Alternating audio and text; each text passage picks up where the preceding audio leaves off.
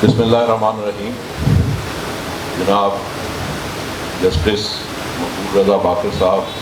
Chief minister Sindh Arshad ولی محمد صاحب، brigadier Haris نواز صاحب، ہمارے یونس ڈاگا صاحب اور ڈاکٹر استاد خالد نیاز صاحب، اور ہمارے ہوسٹ جناب راشد صدیقی صاحب اور Galaxy of the business community. میں راشد بھائی آپ کا شکریہ ادا کرتا ہوں کہ آپ نے مجھے یہاں اپنے خیالات کے اظہار کا موقع دیا، اور میں یہ بھی سمجھتا ہوں کہ آئی ایم لکی کہ I have this August forum to express my feelings. Justice صاحب، بات یہ ہے کہ جیسے بھی راشد بھائی نے بہت ساری باتیں کی، اور میں اس چیز کا گواہ ہوں کہ راشد بھائی اتنے سافٹ اسپوکن آدمی ہیں، اتنے محبت کرنے والے انسان ہیں، اور بات کو اتنے اچھے دل مو لینے والے انداز میں بات کرتے ہیں کہ یہ جتنی بھی باتیں انہوں نے بتائیں کہ یہاں پہ بہت سارے کونسل جنرلز آئے، بہت سارے ایمبیسڈرز آئے، میں بھی ان میں بہت سارے لنچز میں، بریک فاسٹ میں، ڈنرز میں شریک رہا، اور یہ حقیقت ہے کہ انہوں نے جس طریقے سے بزنس کمیونٹی کا کیس پریزنٹ کیا اور جس طریقے سے فوکس کیا، اور اس میں کووڈ کے دنوں میں بھی جس طریقے سے انہوں نے بزنس کمیونٹی میں اور گورنمنٹ میں اور دوسرے اداروں میں جس طریقے سے کوآرڈینیشن کی، میں سمجھتا ہوں کہ یہ ان کے لیے ایک بگ راؤنڈ آف اپلاز ہونا چاہیے. اور اس کے ساتھ ساتھ یہ اگر آپ کبھی ان کی فیکٹری وزٹ کریں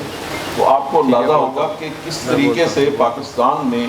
ایک انٹرپرنور کام کرتا ہے، اور کس طریقے سے انہوں نے اپنا جو ایک ایمپائر ہے وہ اسکریچ سے ایک ایمپائر کو کس طریقے سے انہوں نے اسٹیبلش کیا.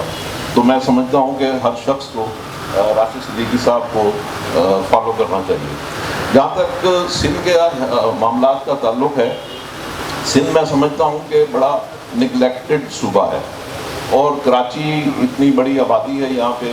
کوئی کہتا ہے 2.5 کروڑ ہے، کوئی کہتا ہے 3 کروڑ ہے، لیکن یہ بات یہ ہے کہ کراچی بہت زیادہ نگلیکٹڈ ہے. کراچی پاکستان کا تقریباً 67% ریونیو دیتا ہے، اور اس کے باوجود کراچی کی اگر اپنا آپ نے دیکھا ہوگا، میں نے بریگیڈیئر صاحب سے بھی لاسٹ ٹائم بات کی تھی، اس میں اگر ہم انڈسٹریز کی بات کریں، کیونکہ اوور آل تو کراچی کی حالت ہم میں سے سب جانتا ہے، لیکن جس طرح راشد بھائی نے بھی کہا کہ جی اگر ہم اسپیشلی انڈسٹریل ایریاز کی بات کریں کہ جہاں سے ریونیو جنریٹ ہوتا ہے، جہاں سے لوگوں کو روزگار ملتا ہے، تو اس سچویشن کو اگر ہم دیکھیں تو ہمیں بڑا افسوس ہوگا. آج آپ کورنگی انڈسٹریل ایریا میں دیکھیں، سائٹ انڈسٹریل ایریا میں دیکھیں، ہر نالا وہاں پہ کھلا ہوا ہے، نالے بہہ رہے ہیں، گٹر بند ہیں، گٹر بہہ رہے ہیں. ہمارا جام صادق برج جو ہے، وہ برج بنانا تو آج بڑا مشکل ہے، لیکن جو بنا بنایا برج ہے وہ ہیروئنچی جو ہے اس کو اکھاڑ کے اس میں سے سریا نکال کے بیچ رہے ہیں. تو اتنی زیادہ ناگفتہ بے حالت ہے کہ میں چاہوں گا کہ بریگیڈیئر صاحب آپ نے بھی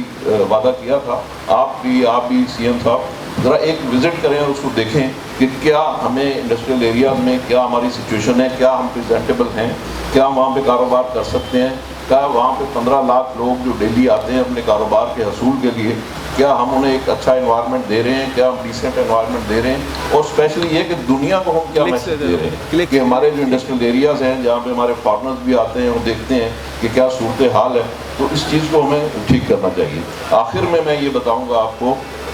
کہ پاکستان میں